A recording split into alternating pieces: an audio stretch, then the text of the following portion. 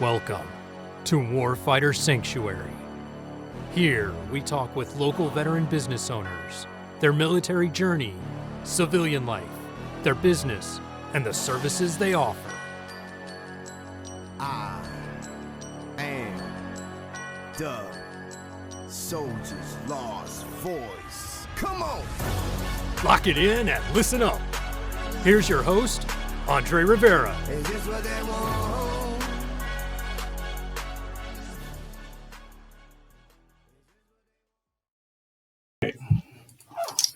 Welcome to the Warfighter Sanctuary podcast. I'm your host, Andre Rivera, and we are sponsored by the 501c3 nonprofit organization, the Veterans Resource Network Foundation. And the purpose of the Veterans Resource Network Foundation is to empower veterans here in our community, and we do that by enabling a directory. Now, the directory has two purposes. The first purpose is for folks to hire veterans. They can go to this directory and hire veterans just like an Angie's List. But also we have a interview of what actually services and products they provide, and that's part of this podcast. The second purpose of the Veterans Resource Network Foundation is for veterans to be able to find each other. So veterans that are interested in a certain industry, they can collaborate, seek mentorship, seek guidance from other veterans in the community by going to Veteran. With that said, today's guest is Clarissa Retamoza. Yes.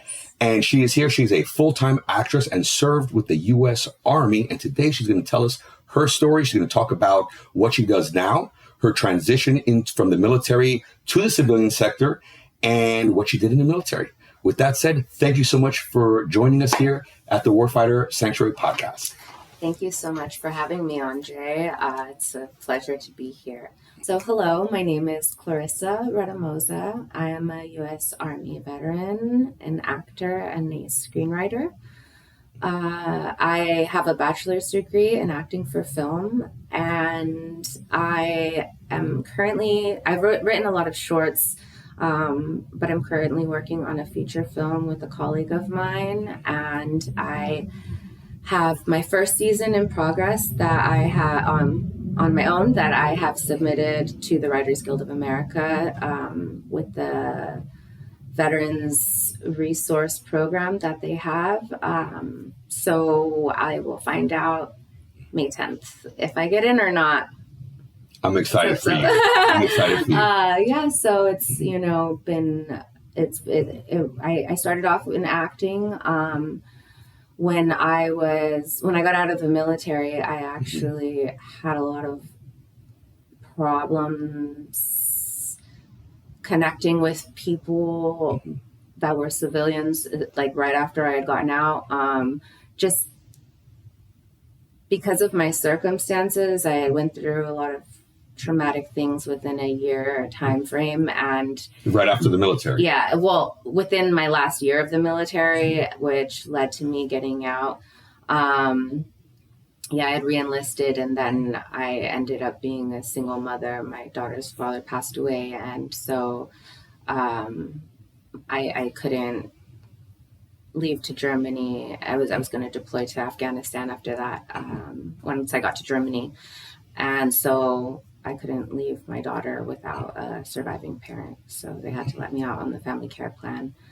And I was planning, to retire in the Army. Really? So you loved it. You were a lifer. Yeah, I was planning to do, and I can see that in you. Yeah, 100%. I mean, yeah, I thought about it, and I was like, my daughter will be 18 when I'm 38, and that'll be my 20-year mark.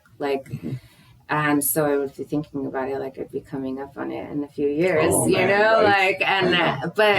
But life and circumstances weren't meant to be that way. And so when I got out, I noticed that the simple things that people ask all the time, like, oh, what do you do? Or, oh, are you married? Or, oh, do you have kids? Is that the dad? Little things like that. And then if I'm just being honest with people, I'm sound like I'm getting all emotional about it, but I'm like, oh no, this person passed away, or oh no, I just, transition. And they're like, wow, it was always kind of like a shock, and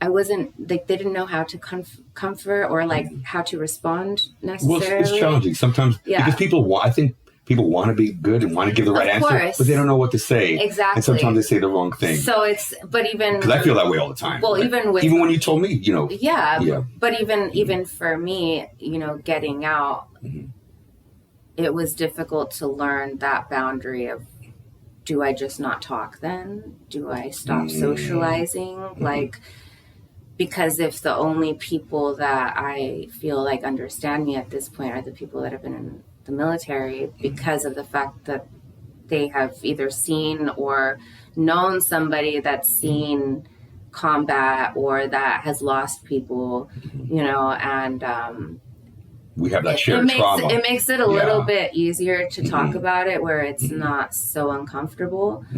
And you still feel like a person, you know. And sometimes I feel a little bit alienated when I would first start talking about things. And so, you know, I started school for cosmetology, and I had a tumor in my parotid gland when I had gotten back from Korea, and I had it removed, you know, after I had gotten out of the military. So it was about a year or two later. The VA in Palo Alto, they did my surgery, and you know, after that, they told me, like, you have it was a high % chance that I could be permanently partially paralyzed, because the tumor was attached to my nerve. And so they had to, it's like still partially there, but I always go and get it checked it's fine. But when they did remove it, they thought it was the size of a quarter at first, and it ended up being the size of a golf ball. Wow. Yeah. So after that, I thought about growing up. I grew up on Tarantino, Scorsese, Stephen King films, stuff like this. So there were always these like really climactic moments, or like with a twist, moments of no return. Like where, you know, but then there's that resilience in all of these films, even if they end bad. Like they're always fighting until. And the flawed heroes. I like the flawed heroes, because they're more.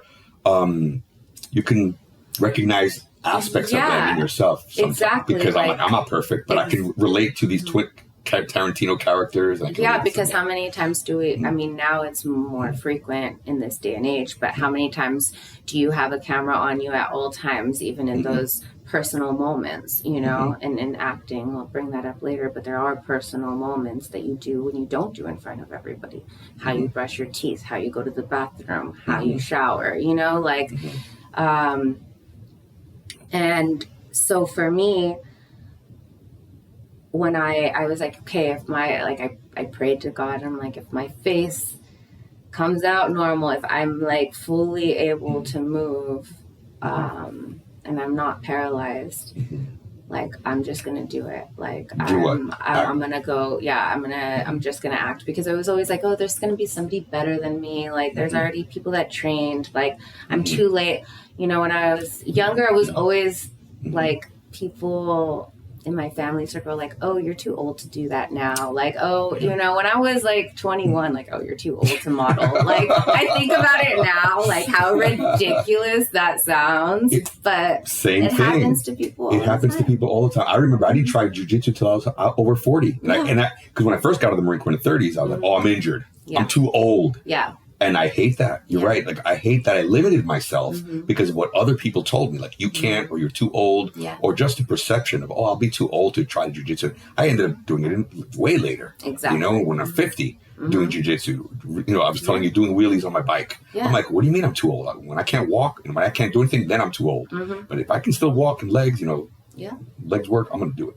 Yeah, and I feel like, you know, I've had a lot of health issues from then to recent, you know, always something different, but it's I genuinely believe it can be, stress is huge.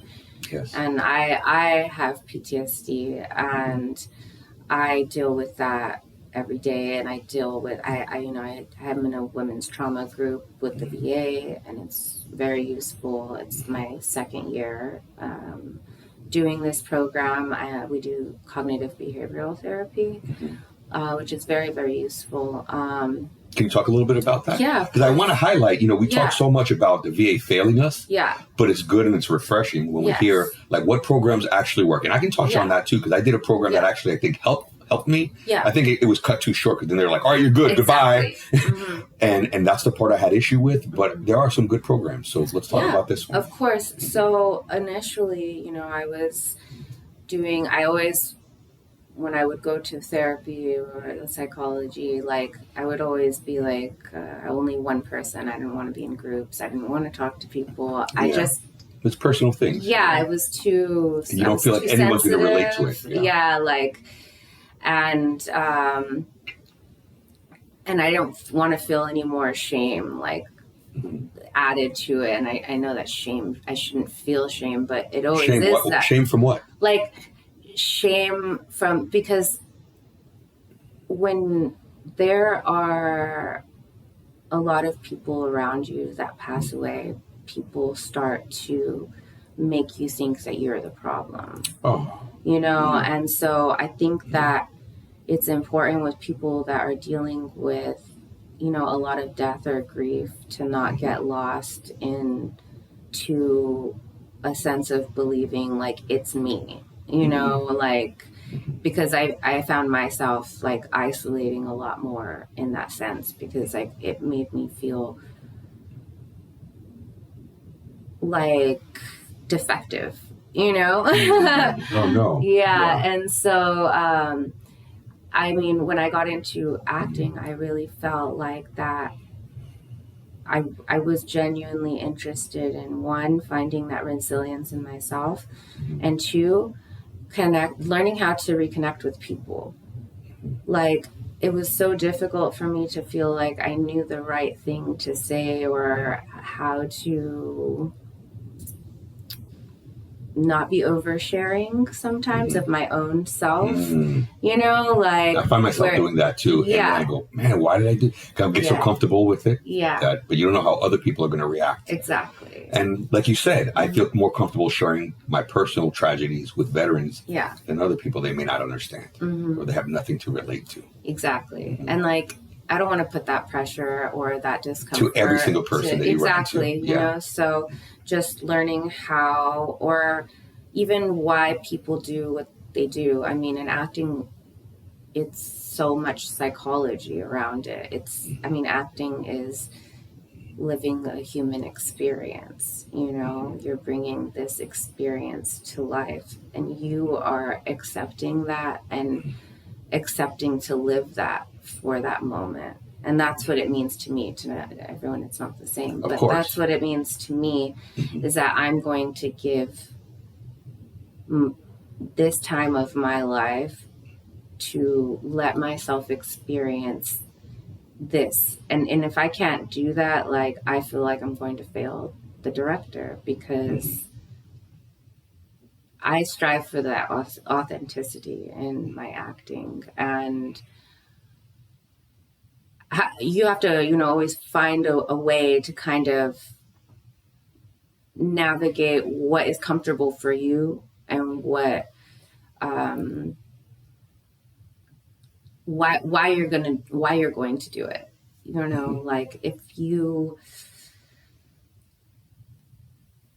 If you're going in it for just because you want to be seen and get famous, network, if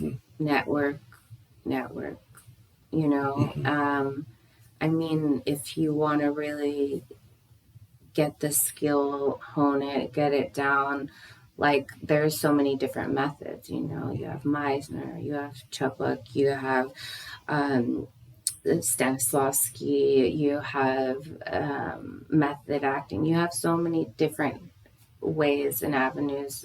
Can you touch on them a little bit? Yeah, so they all kind of, not all of them, but the Chubbuck method is kind of a mixture of a few of them combined. But method acting is the most known that you hear about because you're actually like putting yourself in that situation. Like if you are an alcoholic and you're drinking every day and you're becoming an alcoholic to really go there and to feel what that feels like. Like if you are going to be like old or in pain, like you have like there's certain ways of making your body feel those ways, you know what I mean? Like you can put if you have a limp and you can't limp or you forget to limp halfway through your scene, like, oh, I forgot about a tack or a rock. You put a rock in there and so you constantly are limping, The Chubbuck method, I actually was the most recent one that I learned, which I didn't learn in school. It's created by a woman named Ivana Chubbuck. I did that with that here in Miami. And that program, the woman, she actually created it because her son, he committed suicide. Oh, man. And she, I believe, don't quote me exactly, but I need to double check again, but I believe, I'll give you it after, that he was a veteran as well. Wow. And so she created this method initially to help. It was supposed to be this cathartic method to help people suffering. Yeah. So I, my colleague, he recommended me to do the class, and I did the class, and it was really interesting, and it was really, really deep. But the one thing that it taught me that was the biggest thing is like, it really, because it's like, okay, let's say you're sitting across from me right now and you and I, we've had to play husband and wife, so you're sitting across from me right now and I have to imagine somebody that, let's, for the sake of this scene that we did, I was dying and you didn't believe I was going to make it, and or I shouldn't give everything away. Well, shoot, if TJ ever puts it out already, we've been waiting forever. Everybody's asking me like, hey, when is this little movie going to come out? But yes, but absolutely. So I did some of that. But what you do with this method is before you start, you look at that person and then you say like, I'm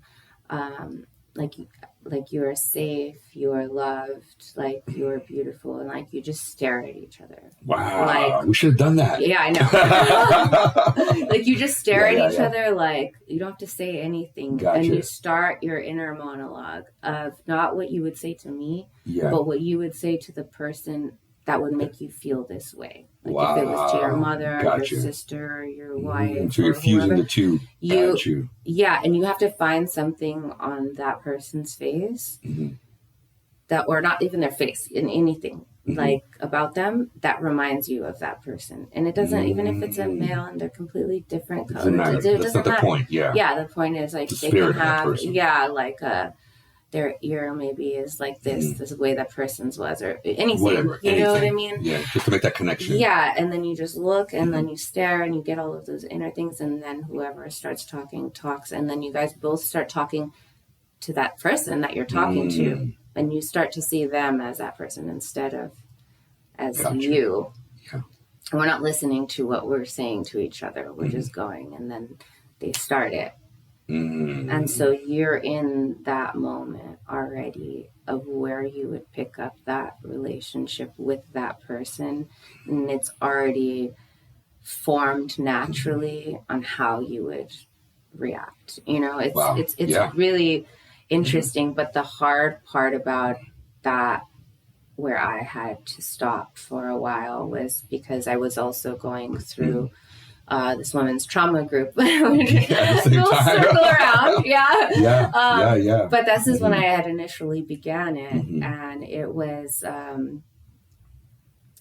told to me that it was not good to use certain like traumas or issues that you haven't worked on yourself yet as an art form. Got it. Because that's where a lot of people that part I didn't know. So I did all of that without like really researching, because I don't know as far as, I haven't been school trained in acting.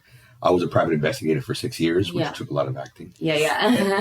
So I need one for my pilot. Oh yeah. I was a licensed state of Florida private investigator for Florida for 6 years in Miami, which I tell people, I go, a Miami investigator is different than any investigator anywhere. Because if you could drive and follow people in Miami, you can drive and follow people anywhere. Yeah. It's like a third world country. Right. But I did that, I did that. I didn't know you. I didn't speak to you, but I looked at your picture and I was like, that's my wife and she's dying and I love her.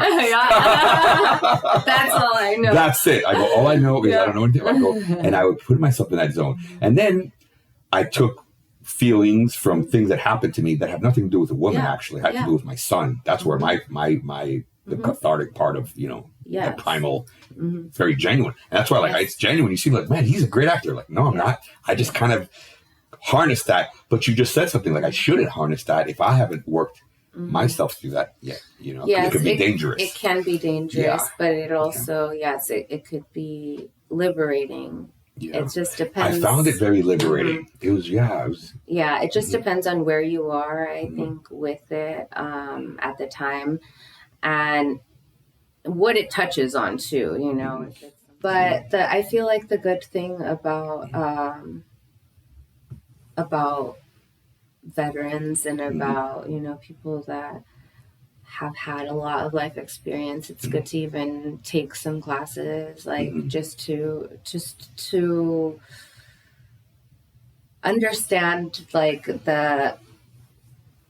it's such a powerful tool, I feel, because it really makes, when you have a lot of experience in life, it makes you capable of using it in a really positive way. Even if it's anger or rage or resentment or all of these things that we know that as human beings, we have both sides, like you said earlier, like the flawed heroes, because you're not just good. We have both sides, and, for me, with being able to go into characters, go into people, going into those moments and reflect on times that I felt that emotional feeling of joy, of surprise, of any of these things, you allow yourself to let those emotions out without always having to feel like you have to suppress anything, there's no limit. Yeah. And it's kind of like you said, freedom. It's like a sense of freedom of just letting it all out. And I think veterans have a hard time with that. Yeah. Because I have a hard time like crying and letting that out. And I think with acting that can help bring it out to the surface. Because you're not necessarily you. So you're being vulnerable for this character, but you can feel this character because when you go through something, you end up having more empathy and you can relate. It's more relatable. Like, it's just, you know what I mean? And at least for me and for other. No, I think that I've met, Absolutely, because that's what I felt. Yeah, 100%. And so I think that it's something that's just a great resource to use. Just to learn how to reuse your emotions, stuff that you may not be comfortable using anymore. So it could be very therapeutic for veterans. I believe so. And that's what initially really pushed me to continue doing it. Yeah. in 2013, I was on a television show, and it was called America's It Girl. And America's It Girl. Yeah. And it was about female entrepreneurs that were a positive role model for the next generation of females. And so we all had to come up with like our business plans, you know, and I had an idea similar to your warfighter sanctuary, which is why we need to do one. Exactly, you know, because I don't think I'm like, wow, Andre came up with this great, because I hear that a lot. Yeah.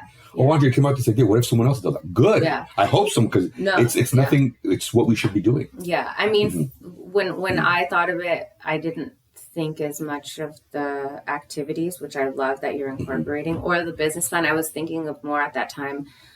Because of what I had dealt with, what I knew a lot of other people in the military were dealing with at the time, especially in my tour in Korea. There were a lot. In 2009, it was like, I believe it was like 90% of the deaths were suicides. Wow. And yeah, and it was something crazy. And we're in Korea. For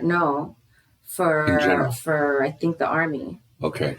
In 2009, it was like 90% of the deaths. The deaths in the military were attributed to. That makes kind of sense. That's when the Alps were kind of slowing down during that time. Yeah, and a lot of people that I knew, they had taken their lives, and it was just hard to constantly see it and not do anything about it. So for me, yes, when I went on that show, I, showed a plan of how I wanted to create a sanctuary where he dealt with mental health in a more holistic manner than just pharmaceuticals, and actually have a place, more in the wilderness where you can decompress and get off of media for a while, like more therapeutic at that time when I had come up with the idea and the concept.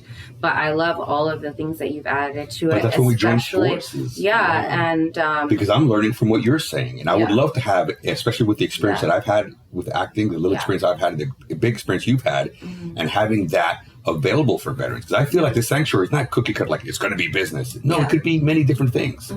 I think finding purpose, we all find purpose a different way. Of course. I think you found your purpose. Regardless of what you felt initially. Like initially you were like, oh no, there's going to be a lot of other actors, and they started earlier than me, and they're better than me. It's all the same things that everebody thinks. But there's tons of actors that started really late. Yeah. Like who? Now I know that. Yeah. Like is it? What's that guy that played?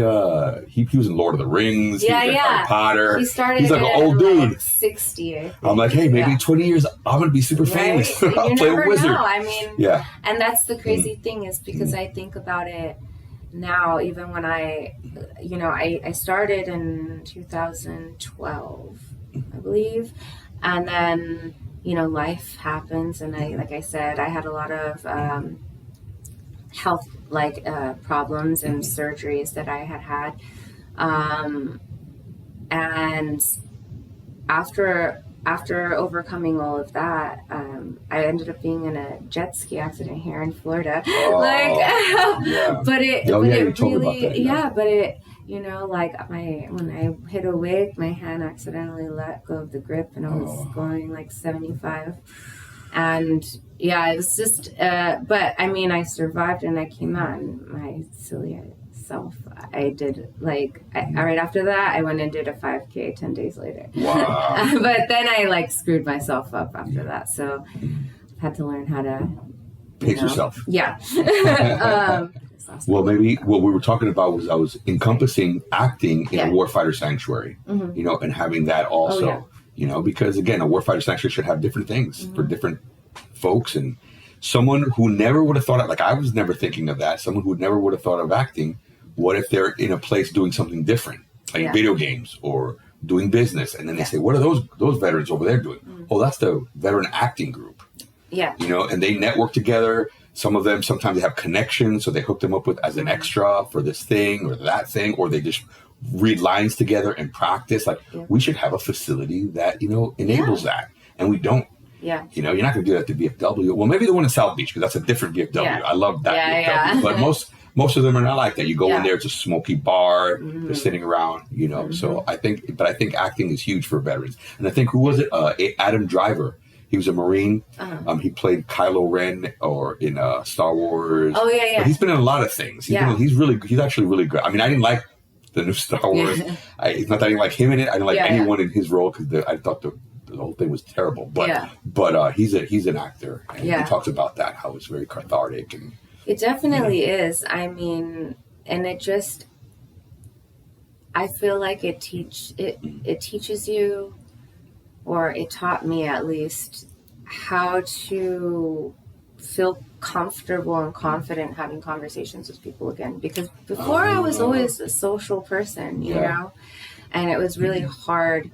Now looking back, and I can see where my family probably was worried, because like I went from so social to being isolated and you know, not wanting to go out, like not making friends, not, you know, and I was okay with that, you know, but at the same time, it's like when you don't want people to see you in a bad space, you just would rather like heal. Like for me, I just like to heal on my own. But a lot of us are like that. Yeah. We don't just look for help. Veterans are like that by nature too. You got to see some of the commonalities there. Exactly. Like they don't ask for help. Yeah. Don't want to say. And you know, this is sad to bring up, but last week we lost a veteran in our group.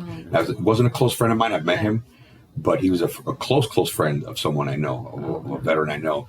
And he spoke to him on Saturday. And he took his life on Sunday. Oh, man. So now that veteran is feeling that pain. And, you know, Boone Cutler is a friend of mine. He wrote several books, and he created he's the author of the Spartan Pledge, which is a pledge that veterans make. It's called the Spartan Pledge. And I'm going to probably mess it up right now, but it's basically, it is, I promise not to take my life by my own hand until I speak to a veteran, a battle buddy first. My mission is to find a mission to help my veteran community. That's basically not verbatim, but close enough. And what I like about that, it's not saying you promise never to kill yourself, because no one can make that promise. What it's saying is, Clarissa, you promise that if you're going to do it, I can't stop you, but at least talk to a veteran first.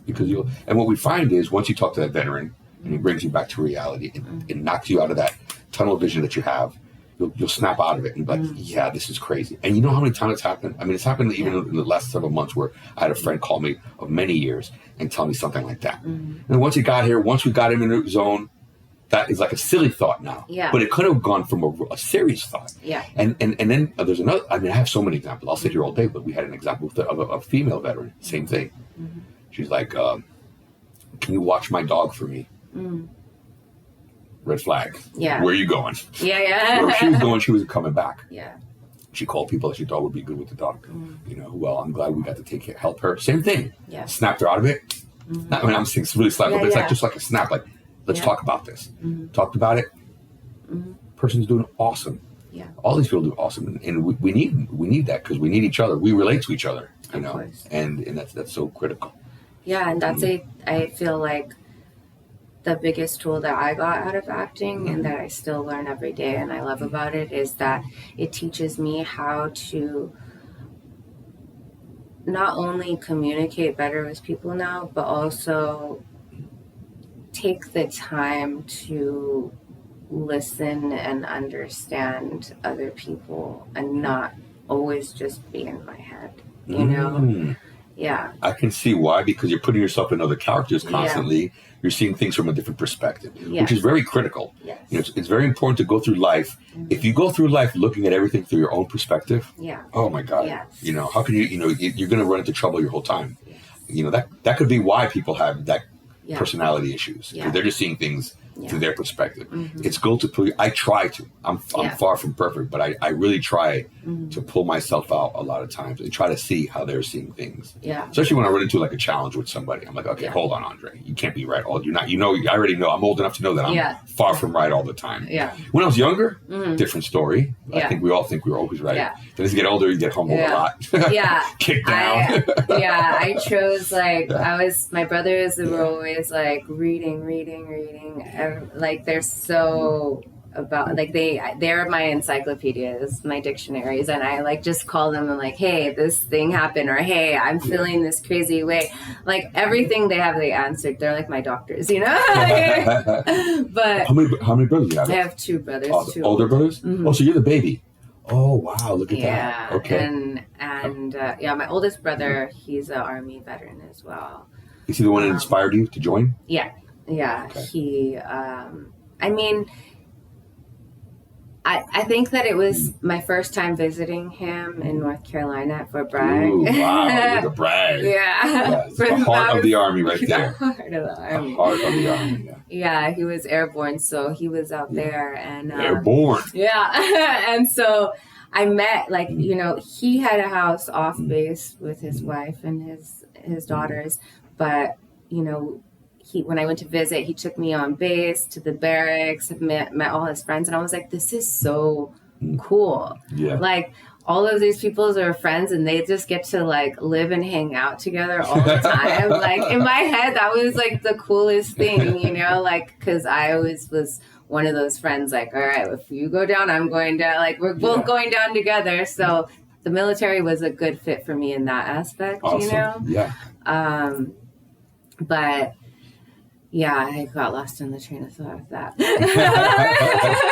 it is, you know, and that's the thing, you know, we have shared values. I think that's why veterans have that commonality. Like we can meet, we don't have to know each other forever, but we can meet and instantly click. Yeah. And I find that with a lot of people, especially you are very sociable, but I find out with veterans we connect faster because we have shared values. We know to be timely. And I say, like, we're far from perfect, but we all know the standard. Yeah. Exactly. You know, like if I tell you, if one veteran tells another veteran, this veteran could be, you know, always on time. Then they left the military. Now they're not always on time. Yeah. But then they run into another veteran. And then they're going to be all of a sudden those characteristics of being on time suddenly come back. I've seen that shit happen too. I'm like, dude, this guy's nice square. Like, well, you know, I made a commitment with a Marine. Yeah. I'm going to be at 1200, you know, because that's what we said. Whereas, you know, we have those common values. We always want it to be a part of something big. You know, that's a recurring theme, is that we want it to be a part of something bigger than ourselves. Mm-hmm. And I think, because you touched on that, you know, and I think that, you know, sometimes we get out of the military, we don't find that thing that's bigger than ourselves. Yeah. But just being a part of like a community of veterans, you know, you can be again. Yeah, you know, definitely. I think you can be again. You know, be a part of, or something like this where you're helping young veterans that are maybe interested in acting, or they're going through some traumatic events and they don't know how to process it, and then they're hearing this podcast and going, oh well, that worked for both of them, because it worked for me too. I could talk about that a little bit, but you know, tremendously, and I've heard that from other veterans, you know, that I know and I don't know that online, but that's a common theme. Yeah, so, and I mean, even like when I was before I went to school for acting, I was debating on filmmaking or acting, because my daughter's father, he was in the Army as well, and he passed away when she was 3 months old. So like, I always wanted. She's always. My dad's still alive, so I've never, and he's always been a part of my life, you know, unless if I stopped answering the phone, you know, like, and, but I could not ever understand what my daughter's emotion to not having a father would be like, you know, and so it's sad, because like kids make fun of or bully kids for like, they had bullied her for this, and I was like, it's for not having a father alive? For not having a father. Are you serious? Yeah, and I always have to remind her, like, your father, he was a soldier, you know, he fought for his country, and you don't deserve to live a shitty life. I'm sorry. Yeah. Like, we did not both serve for you to be bullied and be harming yourself. That's horrible to hear. You know, it's just. So it's, you know, a lot of it also is, like I said earlier, to the psychology of it, and being able to help my daughter through the process of it, you know, I would like to do a documentary, you know, for her, and also be connected to other veterans so that she at least has a positive impression and impact of the kind of man that her father was. Yeah. You know what I mean? That's so important. Because we do share those same qualities. And like all of my friends, except for like she's met one of my guy friends from the army, but the rest she's met have all been females. So like I want her to also see that there are so many great servicemen and veterans and active as well, you know, and like I want her to have a good memory of him, even though she didn't have an opportunity to know him. But I think she will. Yeah. I think because you're here to tell her. Yeah. That, you know? Definitely. And no one, and think of it this way, you know, and it's a negative subject, but at the same time, like you served in the army. Yeah. So who's going to understand it better? Yeah. You'll be surprised how many times I run into like a female that's married to a soldier. Yeah. I'm like, oh, because you run into this, oh yeah, my husband's in the Marines. Yeah. I'm like, awesome. What's his MOS? Oh, I don't know. I think he jumps out of airplanes. I'm like, what? You know, I'm like, what? Like whoever's with me, you know what I mean? They know. Yeah. Andres Anglico, he was airborne. He's a jump master. Oh, I hear it all the time. Yeah. It's not that. It's like I want them to at least know. Yeah. And at the same time, I want them to not like think of me as a big hero, but like understand like we're different. Yeah. Because I think like civilian women especially. So and my point is, you being a military mother, you could not only were you married to a veteran, but you are a veteran yourself. Your daughter's going to have a great understanding. Yeah. Whereas I think most women don't know at all, and they would not be a good vehicle to communicate what their husband actually did. Yeah. So the fact that you were a veteran, she'll have a really good, you know, three-dimensional version of what her father was. Yeah. You know? And I was 42 Alpha, I was human resources, and he was infantry. Yeah. So like we had completely different. But you know, you've been in that environment. You know what it entailed. Yeah. Whereas what I just told you, oh, I think he jumped out of airplanes or something like that. You have no clue what it is to carry 100 pounds for 10 miles. Exactly. It's like, that's a different type of man. That man had a lot of grit. He was infantry. You know, and people don't understand that. You know, like they don't get it. And the veterans are very humble. Yeah. So they won't say it. Yeah. But like my buddy Justin, he was a grunt. I'm like, dude, they don't understand what you've done. That's why when I talk about a network of veterans you could hire, I'm like, this guy jumped out of airplanes. This guy marched with 100 pounds on his back. He's going to answer his phone after 5 p.m. That's easy for him. Yeah. He did things way harder than you could ever fathom. Yeah. That's nothing. You know, he's going to be squared away. He's going to be on time. This is what you're getting. And that's why when people go, well, what does infantry have to do with, like, it has everything to do. Because the easy part is learning that software that just came out. Yeah. You can learn that software. Yeah. You know? Yeah. You know, the easy part is learning that whatever that manual is. The hard part is being on time, having integrity, having good values, being dependable with your coworkers. I'd rather hire someone with those characteristics and traits. I'll train him on the software. Yeah. I'll train him on all the other stuff. We'll learn whatever it is. Because the truth of the matter is, 95% of the jobs out there, unless you're some kind of, like my gun used to say, astrobiologist or astrophysicist, most of the jobs out there you can learn in relatively a month or two. Yeah. Military, it takes 9 months sometimes, 12 months. We got really, really hard courses. And even like these jobs that require college, really, you could teach it to that person in a month or two. Yeah. But what you can't teach that person in a month or two, what takes a long time to learn is the discipline, the work ethic, the integrity, all those values that most of our veterans have. And if they don't have them all or live up to them, they're aware of them and they can quickly live up to them. Check themselves back in. Yep. Yeah, and that's what's so great about having that community is because sometimes we do fall like, or, you know, feel like you're starting to like lose your motivation in some places, and just having that community and seeing other people, like, you know, everyone has their day, you know, but having that pick me up, having that network of people, and it's not so heavy to deal with, you know, because and you're not so alone. Yeah, and you're having so many positive, like it's a positive outlet, and what I love that you're doing about it. Exactly, you know, and that's what we're trying to do: bring all these positive people, all these veterans that are doing things, and that we're not perfect either. Though. Yeah, you know, not selling it like it's not about being perfect. No. It's about being like emotion. Positive and trying to be more optimistic in situations. I think, like for me, I found that it's like, okay, you know, like whatever is out of my control at this moment, I'm not, like you said, it's like certain things are so easy to deal with, you know, because it's like what really needs to get done right now, you know, especially having a teenage daughter. It's so scary out there. Yeah, it is. It is now too, especially. Yeah. Like if I look back now as a father, and I look back, I go, man, if I could do it over again, no phones.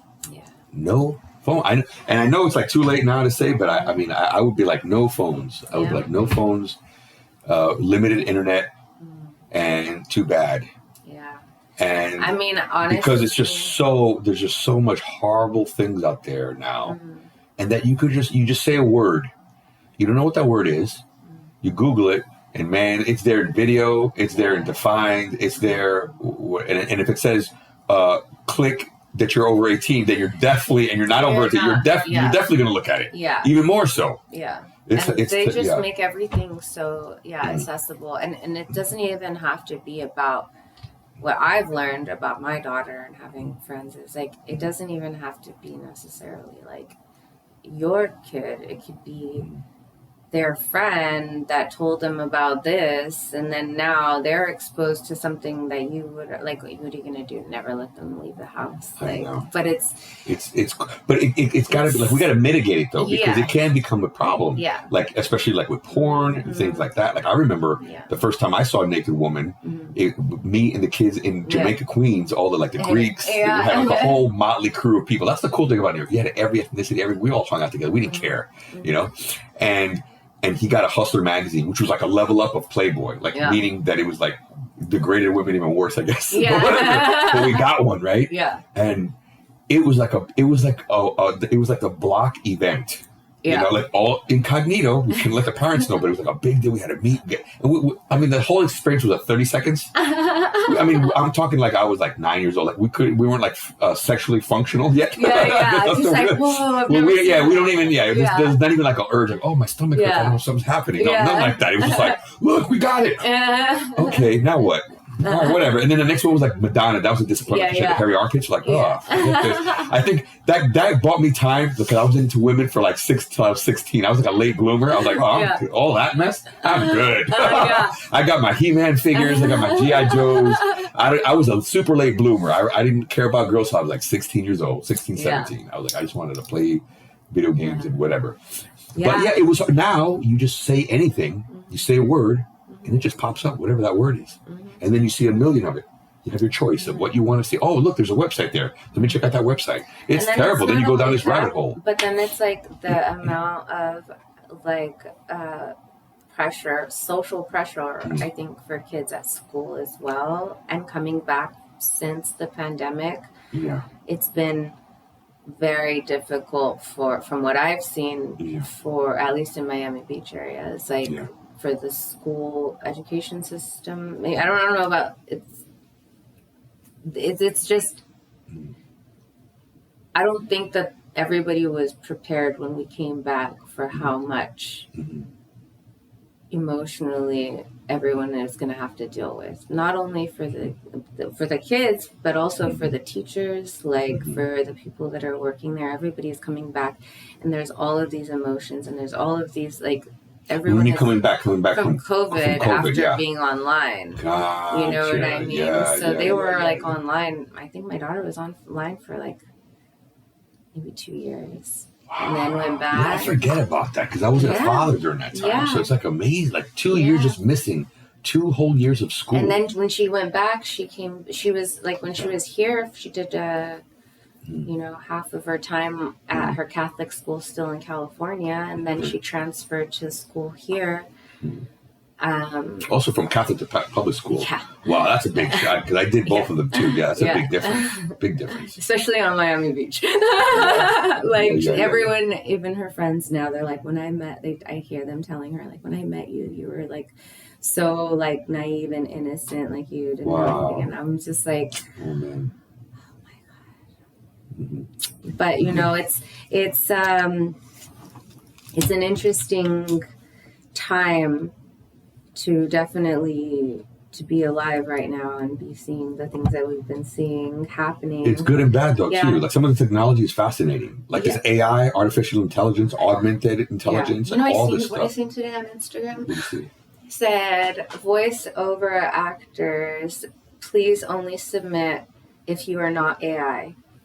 Wow. That's happening. That's happening now. Wow. It's gotten like that. That's intense, That's crazy. right? Yeah. Well, we were talking about the writing. Yeah. Oh, yeah. Because we were talking about writing, like with artificial intelligence. So I've never been a good writer. I just lived some crazy life experiences, but I want to capture them. But like I said, I'm not a good writer. Well, now I can be. Yeah. Because now I can write a paragraph of the important, relevant points.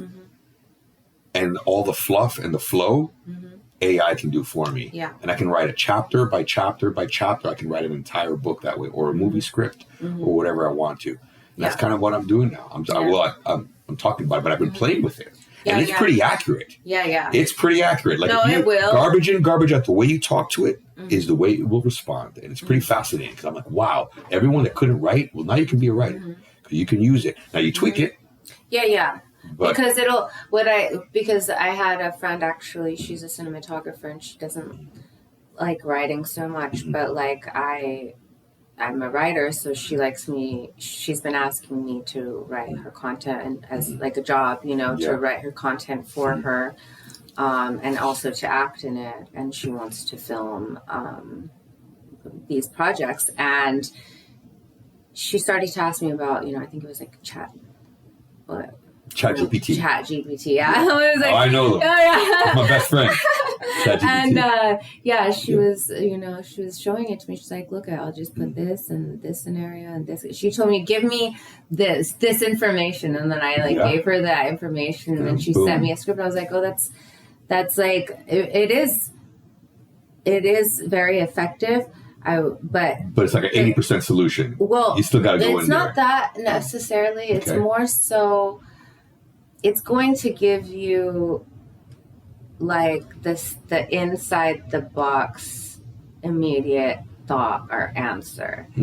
And so sometimes to make it more interesting, you have to add something that's like out of the box. So if they say, have it talk about, having an accident, and ask it like, write me up something about a car accident. And then it'll write you up this beautiful story about a car accident. But then like, maybe you didn't want it to drive down and see the sunset. Maybe you wanted it to flip off of the cliff, so just being like, so it's a great format to like get it formatted, but to heighten it or make it a little bit more,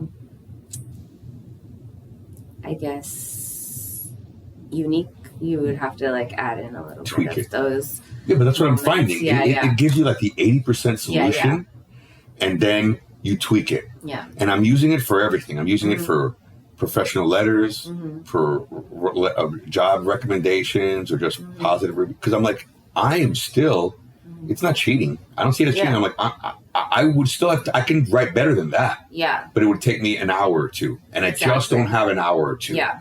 But I want to write you this job recommendation, or I want to write this letter. And these are the important parts. I'm still putting time into it. I'm still tweaking it. I'm still verifying it that it are my words that I approve. It's just like if I was in an executive level, like I did for many generals throughout my career. I wrote for generals all the time. I wrote letters for generals. They would review it. We would staff it. It would go around the office. This is when I worked at SOCOM and CENTCOM.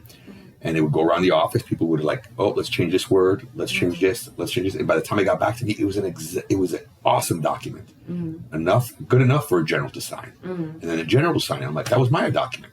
Yeah. Same thing.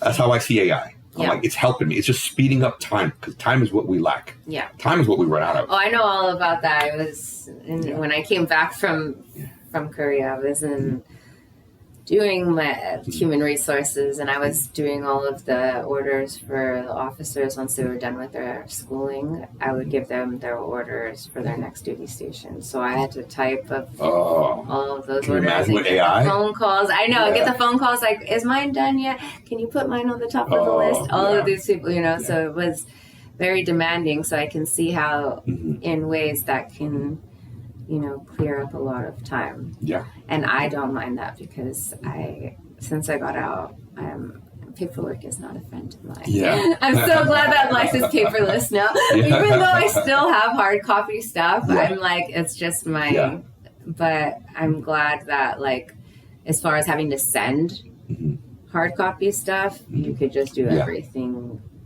virtually now. Even with self-tapes. Self-tapes, like before you would have to be in an area to be able to submit for a job, or not a job, but like an acting gig, like you'd have to go in, you'd have to take your headshot, you'd have to, take your resume and, you do your audition there and you wait in the line and all of that. Now, since most of it's COVID, online, since COVID, and especially since COVID. So COVID, which is why I'm glad that I was still in school during COVID, because I felt like we were the pioneers of learning how to self-tape, learning about light setup, because we had to continue our acting classes through the screen. And it's like, how am I supposed to I'm going to have a different connection with you through Zoom than I'm having with you right now. Of course. No matter what. We cannot deny that. You can't. Right? Of course. That's why we do the podcast in person. And I offer it online, but I always like it better in person. Yeah. But that was, so we had a very hard time having to learn how to act and send and receive information and time management. Yeah. And with the internet connections, oh my God, we had a showcase one time. It was so bad because somebody's is always freezing, and then you're in the middle of a scene and it's and you're like, can you hear me? Like, so you have to think of all these creative ways, improvising comes along. But we got to really dive into learning about so when I finished school, everything was already switching. So a lot of people, they didn't know how to self-tape yet. And my last year of school was all self-taping online. And so when that happened, it made the transition a lot easier. I already have my equipment,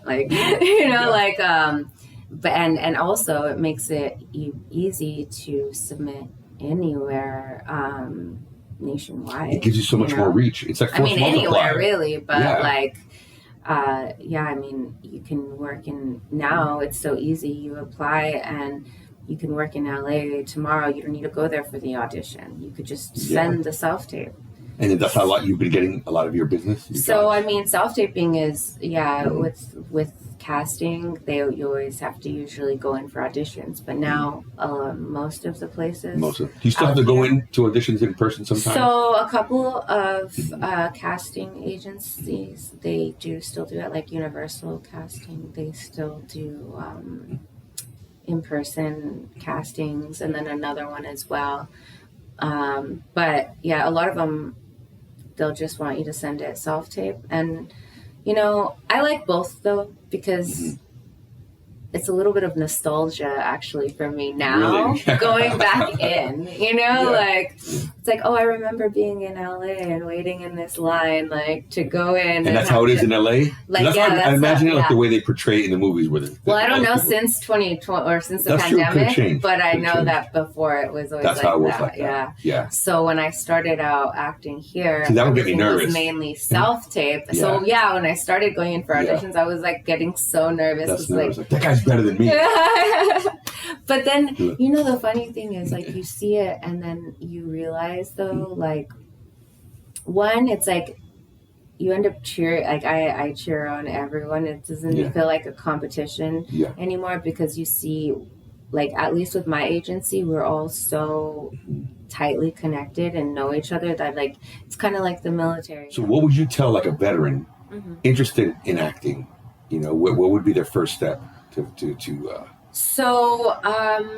just dipping their toe into it, without, trading their whole soul and their life into it yet, just in the beginning? Like, where can they start? If you start looking up certain acting coaches, some acting coaches, they'll let you sit in on their on a class maybe of theirs, see if you are interested in taking one, or they'll have certain kind of Violet is the woman's name who did the Chubbuck method, who I did the Chubbuck method with, and she would let, if people were interested, they would come and they would sit in and watch how we broke the scenes down and what we worked on, and and show them that and talk to them about it after, or if they had any questions. She would do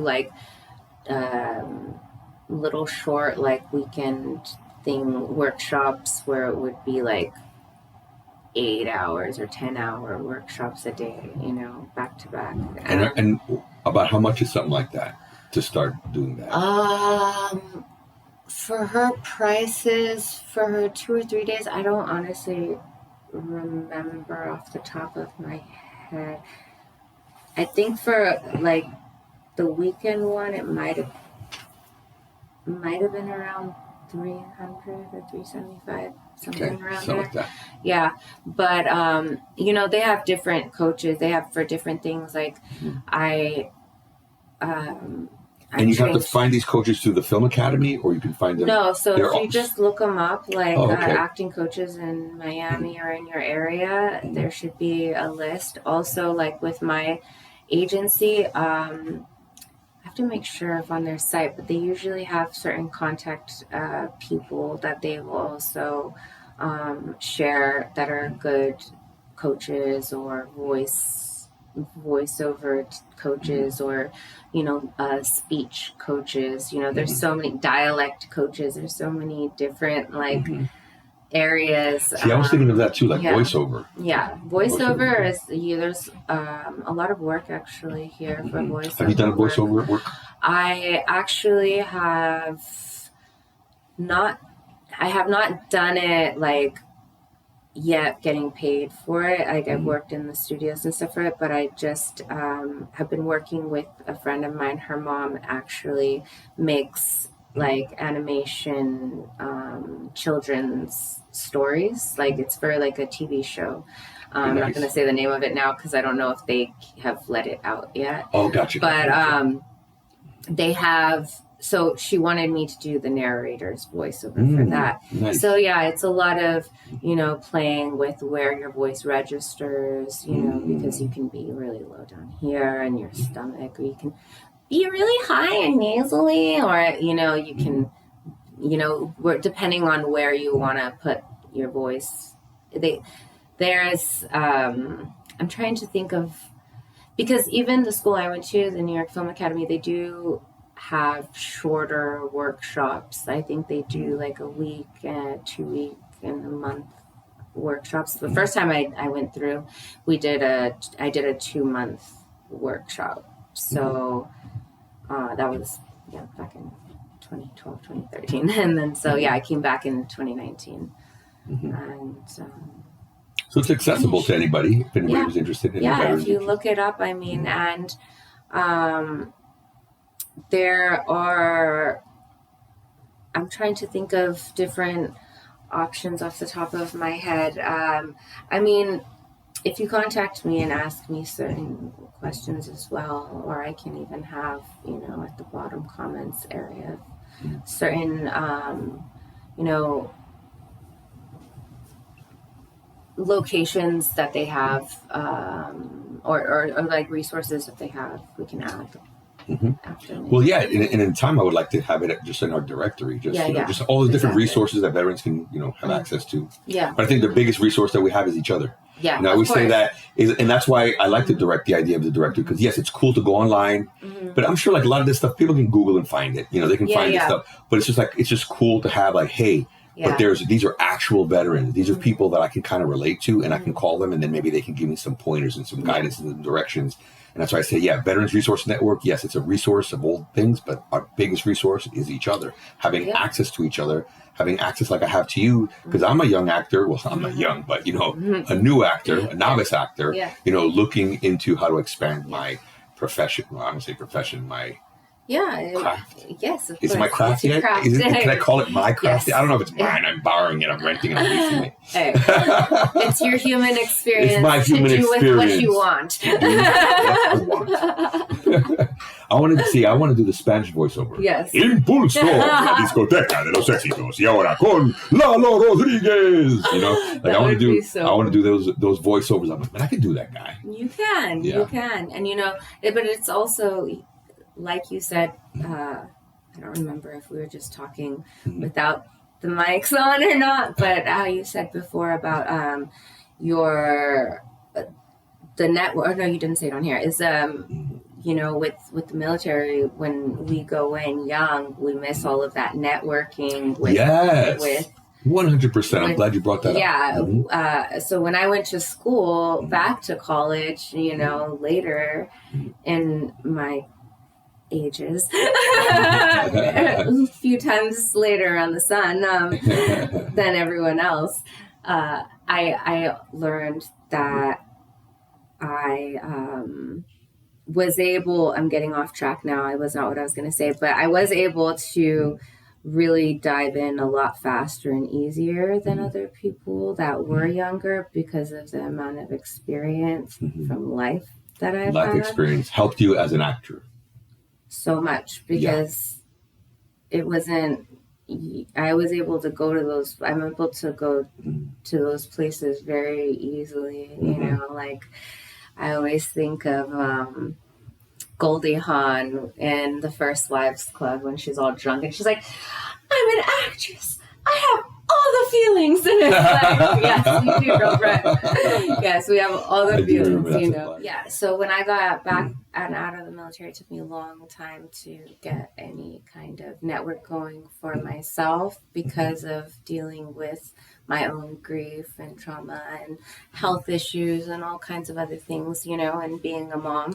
And most of all, just being away from the civilian world for 4 to whatever years. Yeah. And then jumping back into the civilian sector and then going, where's my network? Where are my connections? I have none. So we have a disadvantage to every other person. While we went to serve our country, these folks were in college. While you were 18 or 19 or whatever age you were in the military, these folks were in college, getting to know the professor, getting to know their peers. They got a job at so-and-so XYZ company. The professor has a connection at XYZ company.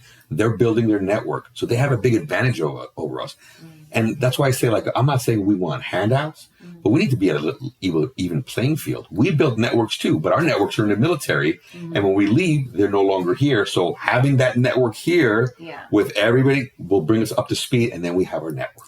Well, that's where I think that I'll loop back into the whole shame thing that I said that I felt earlier, because of the fact that when I was in, I wasn't planning to get out. And so when I did get out, the world going back into civilian life and out of not mentally preparing for it either, it was just like one day I'm in and then the next week don't have a job. I have to leave my house because I live on base. I don't want to go back home, but where else am I going to go?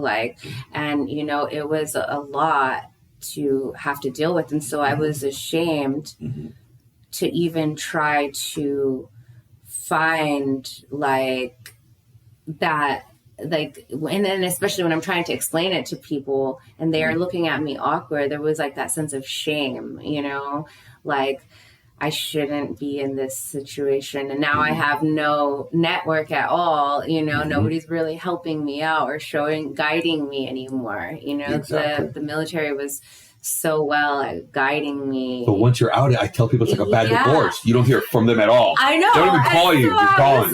When you're gone, you're gone. Yeah. Goodbye. That's it.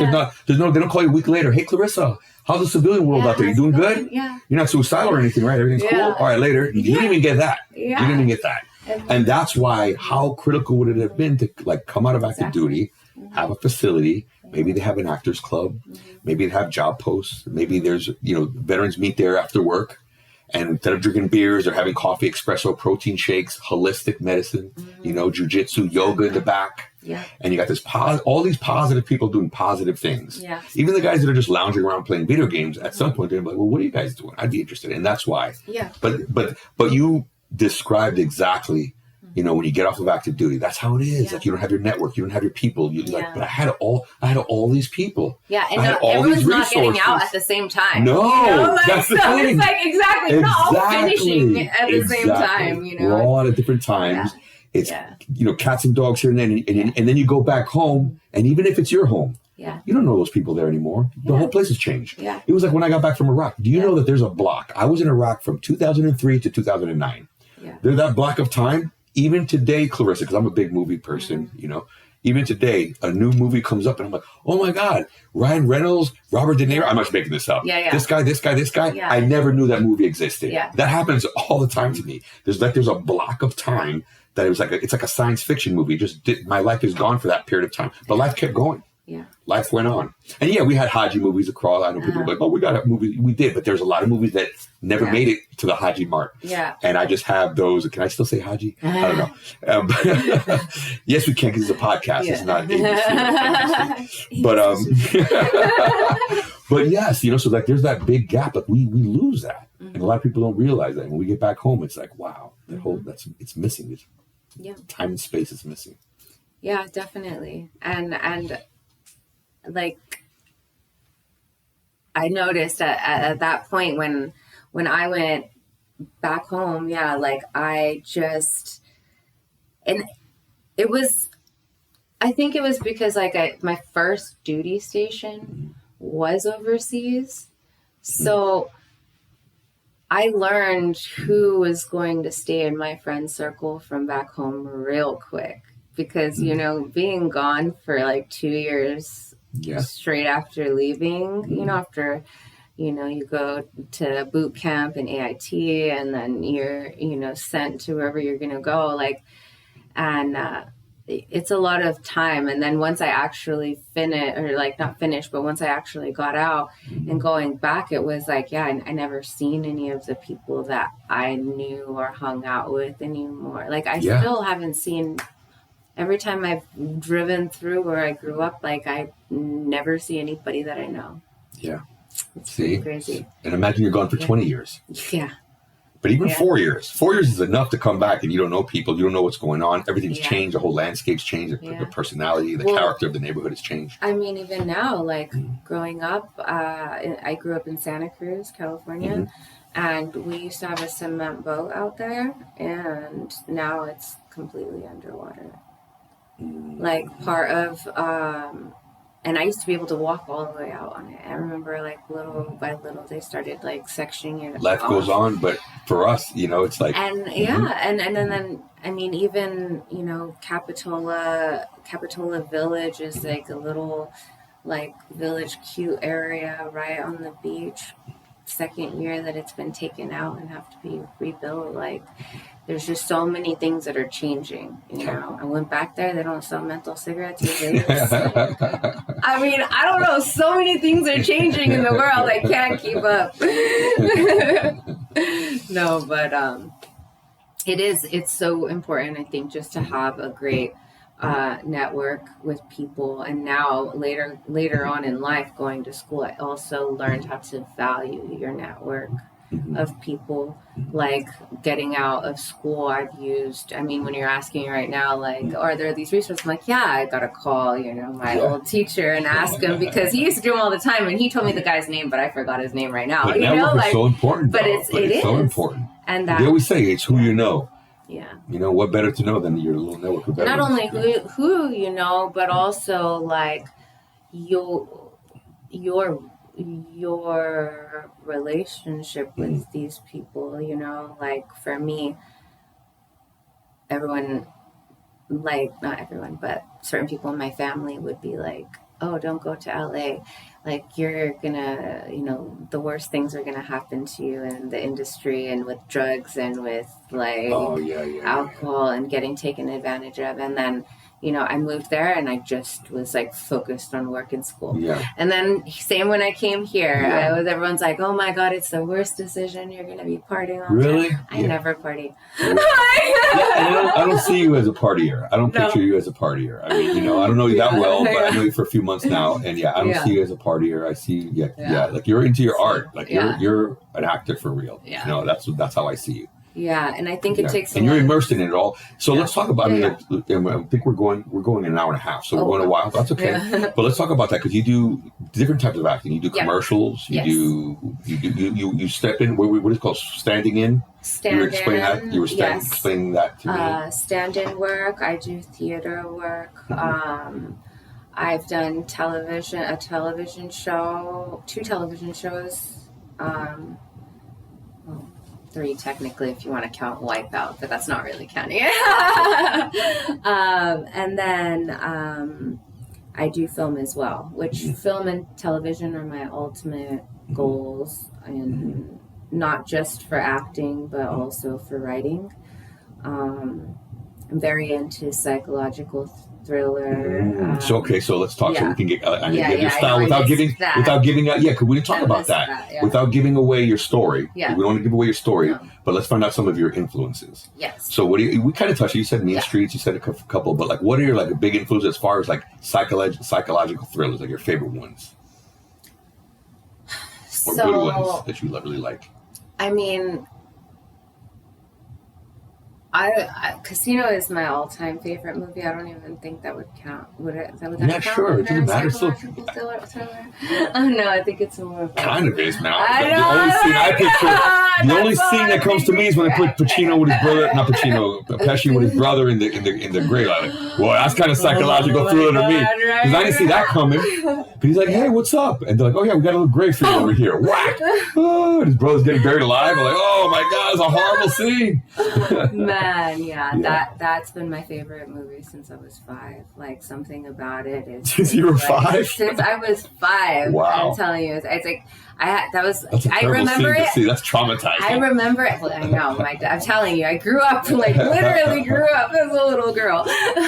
Yeah, I remember watching it behind the wall, trying to like. And then Carmelo was in Casino. The guy that was with us at that restaurant. Yes, he was awesome. He's awesome. I love Carmelo. I didn't get to finish chatting with him. Yeah, me neither. I'm going to reach out to him. I'm going to find him because I got his contact information. Tell him I said hello, and we didn't get to finish talking, but we'll talk soon. Hopefully.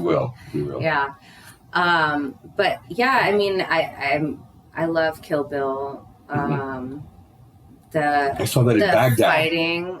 In Babylon, and we were in Iraq when we saw for the first time Kill Bill. Wow. How was Isn't that crazy? Experience? Surreal, man. We're watching it in a tent, raining outside, getting ready to go to war. We were green at this time. When we saw it, it was before we actually left the gate on missions. We were still training. We trained in Kuwait, then we trained in Babylon, then we're getting ready. And I remember watching... we were just mad at the end. It's like, what? That's it? What's it's part 1. Oh. Yeah. Oh, wait, where's it at? Yeah. Yeah. No, I love the fighting scenes that Tarantino puts in, and because do you know a little bit about his story? Yeah, a little bit. He wanted to be an actor. Yeah.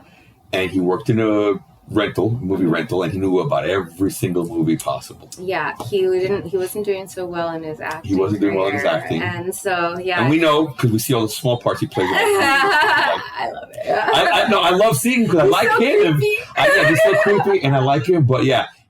When he came out with those films, he added a lot of kung fu. He watched a lot of kung fu films, like in the back and stuff. And Sonny Chiba, and a lot of more like B movies. Yeah. And so I love that he added such a different style, to film. And I want to have, because I love like fight scenes and adding all of that. Like I want to have use me for that fight scene, stuff. please. Yes. Like I want to have, and there's also that like people who do stunts, you know, you know, there's stunt school or stunt coordinators as well, you know, like, and so there's so many different variations of acting that you can do. But here we go again. I let off for 1 second.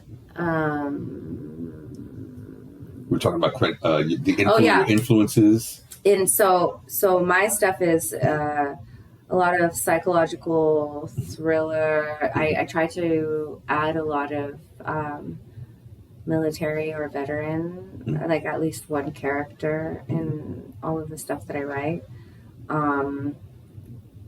And this one of the feature I'm working on, actually, I can say a little bit about it. It's about a retreat center, and I'm, you know, going to be using some of those cognitive behavioral, the workbook that I was using,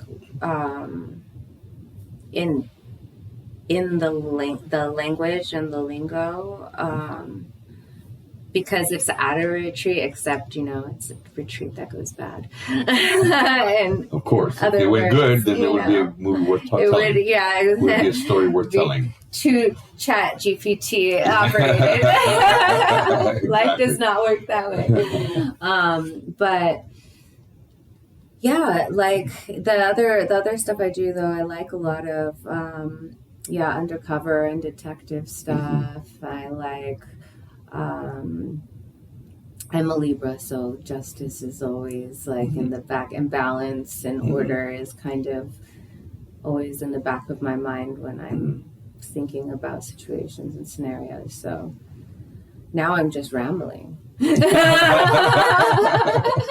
No, but I think we accomplished a lot. I think folks have a really good understanding, especially veterans, if they were interested in pursuing, you know, an acting career or stunt or writing. And I think that's what it's really about. It's really just to get to know you, kind of tell your story, and let veterans know that they're not alone.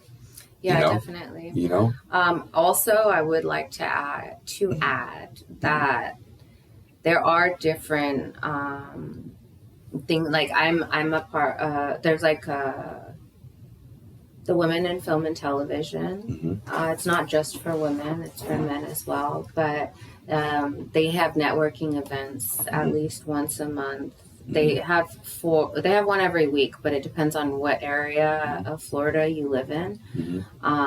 Because they have some in Tampa, they have some out here, I think in Boca. Okay, that's real close. They have, or West Palm, sometimes one of the two, and then they have in Miami or Fort Lauderdale areas. And what is it? It's a group? That one, it's called the Women in Film and Television. So it's an organization of different people, men and women. Actually, what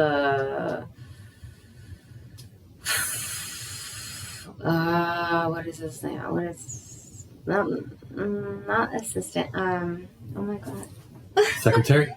Yeah, he's like a secretary. Okay. He's also like an admin secretary. He's a veteran as well. He's Vietnam veteran, I believe. But he is a secretary for the Women in Film and Television. So he does all of the emails and sends out all of that information. And then I know that, like, they just had an event also. They are connected with Telemundo. So they had an event at Telemundo last week where they get to show, and they'll show different studios and stuff like that. So that's just one that I am a part of. And then there's also one called Film Florida. I mean, there's different events and ways to connect where you can actually go and network. If you don't know, you want to kind of get to know people, see what it's about, see how you're comfortable, even with getting an agent. You know, anything like that. You go to one of their events, you meet them. We didn't even talk about that. How do you even get an agent? So, do they even want to represent you if you're new? So you How can. How does that work? You have to pay them. No. Yeah. Okay. No, you shouldn't have to do that. Usually, with your agent, you can either do a showcase. this is more old school, where like basically the original way that they would do it is if you're in theater or stand-up comedy or improv, you invite a director or somebody or an agent or a manager to come and see you live. You know, but now since COVID has happened and stuff, they've switched stuff so where you can like email them your reel, your headshot, your resume. And then if they're interested, they'll like email or give you a call back, and they'll set up an appointment time with you. Once they send the appointment time up, you have a monologue or two ready. You know, always have two in your pocket in case if they want to see something different. And don't have something that's the same as in your reel, just so, because if they're already going to see it, they were going to want to see what else you could do. And what do you recommend? Like a dramatic role, or different monologues? So I would do a comedic and a dramatic, or something that gives your versility, like highlights your versatility. If you do, or if you want to do more of something, suspenseful or villainous, or like I did the crazy woman, Kathy Bates.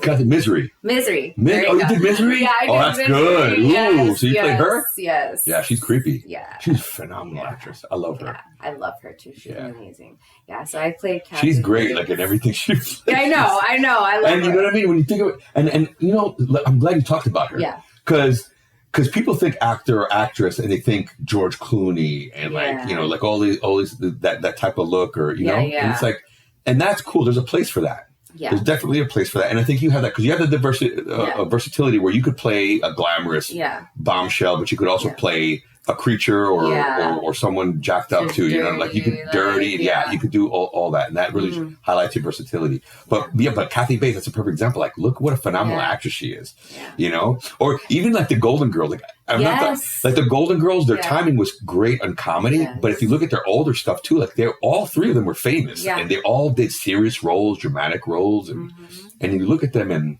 even in their old age, they were able to knock it out of the park. Yeah. So, Yeah, and it's really, giving in to yourself and your craft and trusting yourself. It's like the freeing and liberating part is, I think, because you never can really get over that prediction. Like I'm not going to be nervous. Yeah, you can't. You're still going to be a little nervous. You can't. But see, that's interesting, though. Yeah. I'm glad you touched on that. Yeah. That is interesting, Clarissa, because I tell people this, too. See, like, I am a danger seeker. Yeah.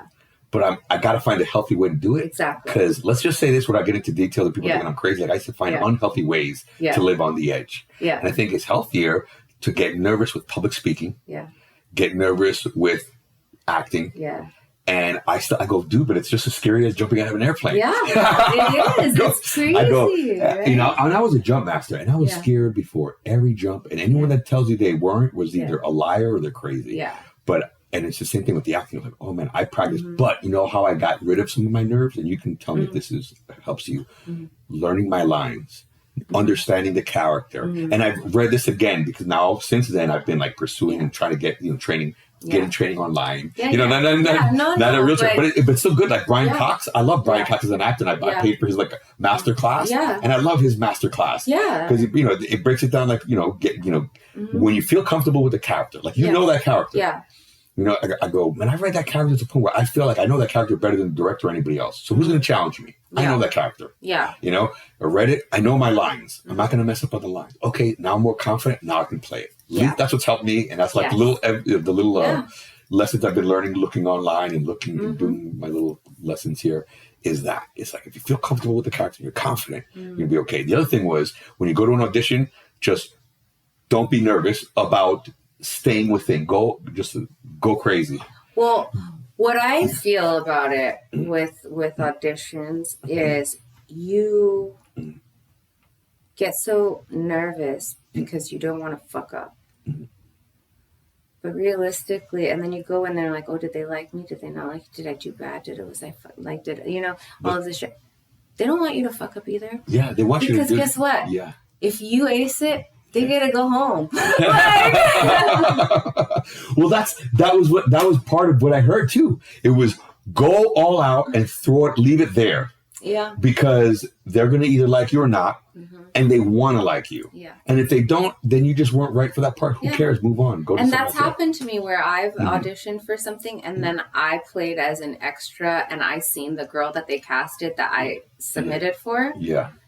And I'm like, oh, I totally get why I didn't get that. Like, they wanted someone that was like, vulnerable very, or this or that. Very naive and vulnerable. And I didn't play it that way because I don't like, if you don't, I don't know. I didn't play it that way. That was my own artistic choice. Yes. But she was very...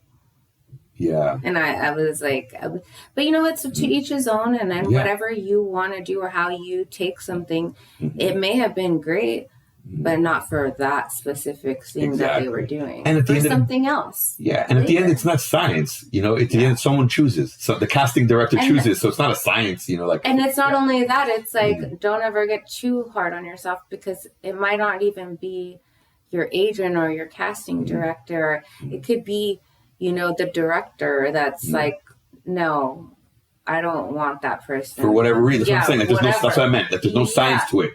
For whatever reason, they don't want you. There's no science. There's no like, oh, well, this one's better. Look, they scored an 86. This one scored a 95. Or they could see you for something else that they might want for our next project. Exactly. Oh, she doesn't fit this, but you know she what? would be great for that. Or he reminds me of like this one thing that like I've been thinking about writing, like, and now I got it, it's so do your best every time. Being able to just stay having confidence in yourself and your work, because we're all here learning how to live life, like, and what's right and wrong and how to do things, and being able to do this as acting. I feel like it kind of gives you multiple chances to make different choices, and it's not completely affecting your personal life. You know what I mean? But it's amazing to feel, like you actually mean you are making somebody else that you are creating very important in this moment, and for somebody to write any character and to be able to play that, like, I see that as like, that's such a gift for somebody. Tremendous responsibility. Allow you or think that you would be able to create this vision that they have in their mind into a reality. It's a beautiful thing. Absolutely. And with that, that's how I felt with Miracle Worker, because it was written by a veteran about the loss of his child, the death of his child. So that gave incredible responsibility to me. Like, he's trusting me with portraying this person. I better not screw this up. I better at least try my best and study hard for this. And that's what I did, and even though it was a short, but I gave it my all. And I'm proud of that. And I'm proud of it. I mean, I haven't seen it yet, so let me not say that. I know. But when I see it, hopefully it'll come out good. I think it will too. I think that, he has a lot of attention to details. So he's probably just trying to make it perfect. Make it perfect already, though. Come on, where is it? I was in Korea, just a little tad bit.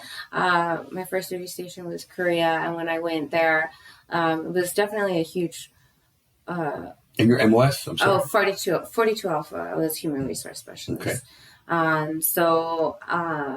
When I went there, I wasn't doing human resources, so I was working at the Incheon airport. Incheon? At Incheon International Airport. I was based out of Yeongseong, which was in Seoul, which is the capital. But I worked at the airport, and I would deliver registered mail throughout all of South Korea from area 1 to 4. And okay, so you're driving, or I had a driver, and we had like a big semi, and it was we worked with the Koreans as well, and so I had a Korean driver, and they would do all of the unloading for the regular mail, and then I would have to deal with like the specific handler that I would pass it to, because if you lose one of those bags or that strip is cut, you're in trouble. jail real quick. Really? Mm-hmm. Wow. Federal, That's right. It's a federal offense. Yeah. So, it was really interesting because I got to see a lot of Korea like in a different way than I think I would have in any other position that I would have, been in. So I felt really grateful to be able to have that. There's such beautiful places, and I was at the DMZ. Went to see that, Wow. a little field trip to the DMZ. That Nice. was cool. Yeah, I have a little plaque with a part of the fence wire still I kept. But yeah, it was a good time over there. Korea's fun. Great experience. Yeah. Yeah, Korea's not just fun, but it was a great experience because I didn't have the same schedule like everybody else. Like my days started at 2 a.m. Wow. Yeah, because we had to drive like an hour and a half, and I was the only person other than like one of my other NCOs that knew how to drive a manual. And so I had to teach all the little youngins how to drive a stick shift because they didn't know how to. And so I always had to be on working every day because if somebody didn't know how to drive, I had to drive, And why is it they didn't have manual? I mean, they had automatic. But we automatic? had one automatic and one manual. Gotcha. So I always had to be. So I love manual. Me too. I wish my car was manual right I now. know. I enjoy it. Yeah. Me too. Next one maybe. Well, Miami, I'm not sure. Yeah, I have to drive there. Yeah. Absolutely. But yeah, no, it was a big learning lesson for me. I really met a lot of lifelong friends when I was there. We also had like a softball team. Nice. They kept us like, as a community in the 19th AG postal unit, like we were our own little sector, on the side. So like, but yeah, I mean, when I came back, I was at Jackson, relaxing Jackson. But yeah, I was there until I would have went to Germany. But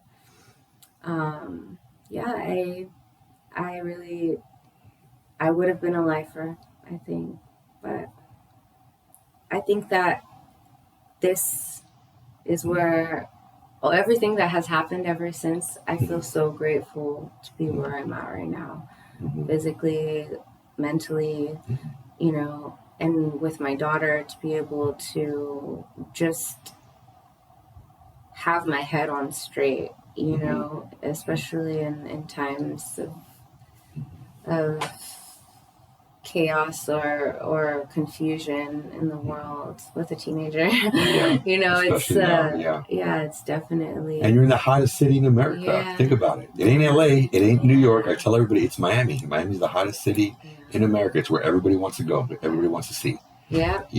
Yeah. So. And be seen. Yeah, I'm trying to, figure out a good route for her. Maybe get her. She loves music. She wants to be a singer. So.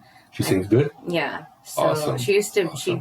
she also plays like electric bass and the guitar and the cello. And that girl is just Awesome. Musically inclined, Wow. and I'm more with my hand. And she's But with her artistic, voice. she got that from you. Yeah. Awesome. Yeah.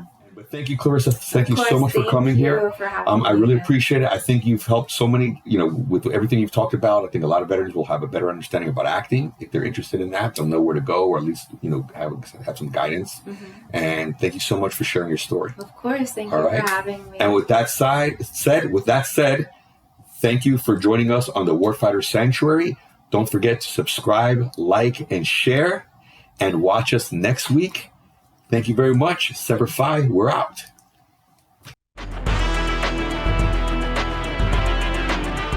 That wraps up another episode of Warfighter Sanctuary. Thank you for listening. For more information on Vetranet and the businesses featured in this podcast, be sure to check out our website at vetranet.com. That's www.Victor Echo Tango, Romeo Echo, November Echo Tango.com. Become a Patreon subscriber and get VIP access to the Blue Falcon Show, where we continue the interview with their unfiltered thoughts on a range of topics. Some serious, some trivial, always entertaining. Like and follow our Facebook page to join the community at facebook.com/groups/Vetranet. Intro music provided by Army veteran Sabo of NSA Entertainment. Post-show music provided by Marine veteran Justin Martin of JLM Entertainment. Voiceover provided by Marine veteran Mark Denstead of voicedbymark.com. Until next time, remember, hiring a veteran is thanking a veteran. Thank you for your support.